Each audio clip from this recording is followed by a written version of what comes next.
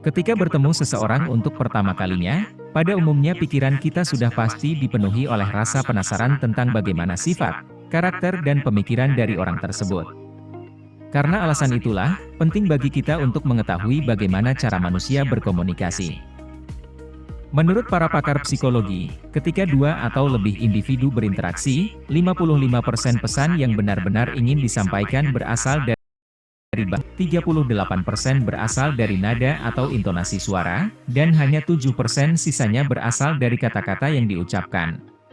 Itu berarti, ketika kita bertemu seseorang untuk pertama kalinya, kita harus mempertimbangkan ketiga faktor yang sudah disebutkan tadi, selain memperhatikan penampilan.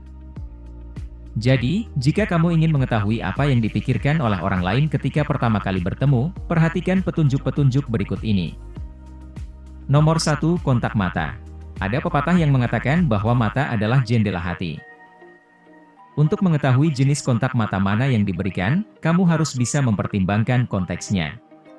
Misalnya, jika seseorang benar-benar tidak bisa mengalihkan pandangannya darimu, maka itu bisa berarti bahwa dia tertarik atau suka kepadamu. Di sisi dengan sesamamu dan kemudian dia tidak bisa melihatmu kembali, maka itu bisa menandakan bahwa dirinya merasa gugup atau menyembunyikan sesuatu. Lalu, kalau kamu berbicara dengan individu yang tatapan matanya membuatmu merasa tidak nyaman, terutama jika matanya tidak berkedip, itu bisa menandakan bahwa dia berbohong. Nomor 2, alis mata. Bila kamu ingin melihat seberapa nyaman orang lain ketika berbicara denganmu, maka lihatlah alis matanya. Ada 3 emosi utama yang membuat alis manusia terangkat, yaitu terkejut, khawatir dan rasa takut. Cobalah untuk mengangkat alis matamu ketika sedang mengobrol santai dengan teman terdekat. Pasti akan sulit, bukan? Nah, jika kamu berbicara dengan seseorang dan dia mengangkat alisnya padahal topik pembicaraan kalian tidak menyebabkan rasa terkejut, khawatir atau takut, berarti individu tersebut merasa tidak nyaman. Nomor 3, senyuman. Dalam hal tersenyum, mulut dan bibir bisa berbohong, tetapi tidak dengan mata. Harus diketahui bahwa senyum yang benar-benar tulus adalah senyum yang sampai ke mata dan menciptakan kerutan di sekitarnya. Manusia sering tersenyum untuk menyembunyikan apa yang sebenarnya mereka pikirkan dan rasakan. Jadi, lain kali, jika kamu ingin tahu apakah senyum orang lain tulus atau tidak, perhatikan kerutan di sekitar area matanya. Jika tidak ada kerutan, maka itu berarti mereka menyembunyikan sesuatu. Nomor 4, apa yang diucapkan. Kalau Punya kebutuhan mendesak tapi belum gajian?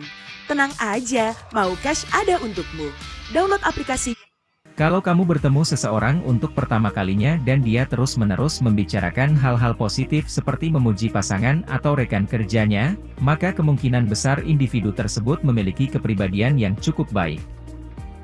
Penelitian menunjukkan bahwa semakin sering seseorang menilai positif sesamanya sebagai pribadi yang baik, sopan, penuh kasih dan santun, maka kemungkinan besar dia juga memiliki sifat-sifat tersebut dan begitu juga sebaliknya.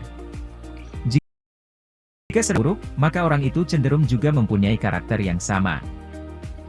Nomor 5. Para bahasa adalah buah bentuk komunikasi nonverbal seperti gerakan tangan, ekspresi wajah, postur tubuh, dan gelengan kepala.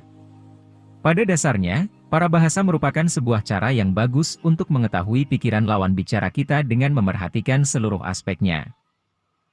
Misalnya, jika seseorang menggunakan nada monoton untuk merespon perkataanmu, maka kemungkinan besar dia tidak suka dengan kata-kata yang kamu lontarkan.